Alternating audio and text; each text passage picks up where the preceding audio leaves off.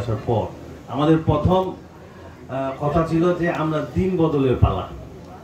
তারপর আমরা আবার ক্ষমতায় আসলাম, আমরা আমাদের কথা হলো যে আমরা ডিজিটাল বাংলাদেশ করব। এখন আমাদের ডিজিটাল বাংলাদেশ কিন্তু শেষ পর্যায়ে। এখন আমরা স্বপ্ন দেখছি স্মার্ট বাংলাদেশে।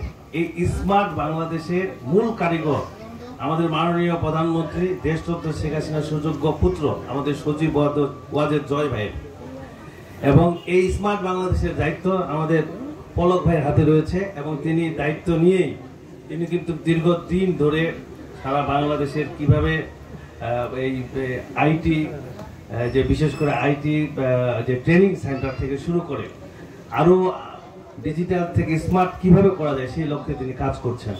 তো উনি অত্যন্ত ডাইনামিক নেতা, ওনার সম্বন্ধে আমি ভালোভাবেই জানি। আমার বাবা যখন আপনার বিজ্ঞান প্রযুক্তি মন্ত্রণালয়ের চেয়ারম্যান ছিলেন, তিনি তখন মন্ত্রী ছিলেন, তো ওনাকে আমার কাছ থেকে দেখা হয়েছে। এবং আমরা বিশ্বাস করি যে উনি যেহেতু দায়িত্ব নিয়েছেন এবং মাননীয় প্রধানমন্ত্রীর স্বপ্ন অবশ্যই আমরা বাস্তবায়ন হতে দেখব।